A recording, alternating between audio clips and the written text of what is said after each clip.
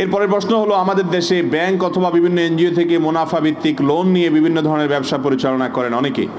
সে সকল ব্যবসা যেমন দোকান, কলকারখানা, কৃষি জাতীয় ব্যবসায় উপার্জিত টাকা হালাল হবে কি না, এবং ওই ব্যবসা অথবা দোকানে চাকরি করা হালাল হবে কি না?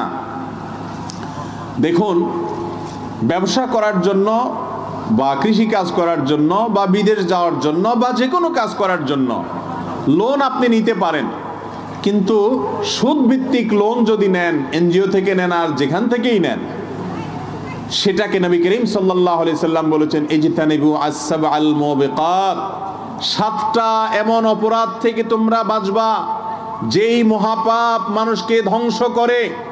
7টা পাপ থেকে বাঁচবা যেটা মানুষকে ধ্বংস করে। তার মধ্যে থেকে একটা হলো এই সুদ।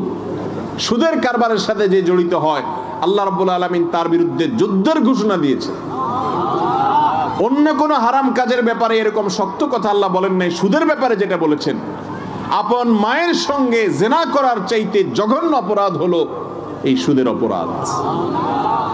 সুদের অপরাধটা এত ডেঞ্জারাস যে এটার ব্যাপারে কোরআন হাদিসে এত বেশি সতর্কবাণী এসেছে, অন্য কোন হারাম কাজের ব্যাপারে এত বেশি সতর্কবাণী পাওয়া যায় না।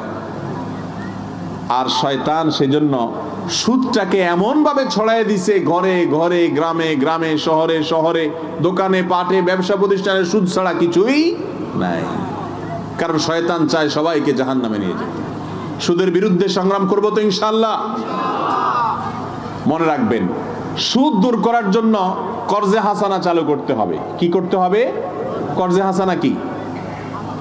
হাওলাত দেওয়া, হাওলাত, লোন দেওয়া। এখন লোন দেওয়ার কথা তো মানুষ চিন্তাই করে না, কারণ চিন্তা করে তারা লোন দিলে কোনো লাভ দিবে না, কিছু না, আমি কেন লোন দেব। এখন এমন একটা সময় আসছি, আমরা থুতুবেলার সময় চিন্তা করি কোন দিকে ফালালে লাভ হবে। ঠিক না? আমি ঠিক? স্বার্থের পেছনে এতটা অন্ধ হয়ে গেছি আমরা। ভাইরা আমার, কোন ক্ষেত্রে কোন মানুষ বিপদে পড়েছে, আপনি যদি তাকে হাওলাত দেন, দান করলে যে পরিমাণ সওয়াব হবে, হাওলাত দিলে তার চেয়ে বেশি সওয়াব হবে কোন ক্ষেত্রে। এত বড় ইবাদত কিন্তু আমাদের সমাজ থেকে হারায় গেছে।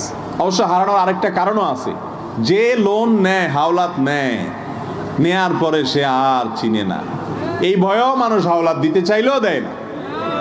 তো সেজন্য ইসলাম বন্ধকের সিস্টেম রেখেছে। কিসের সিস্টেম রেখেছে ভাই? বন্ধক।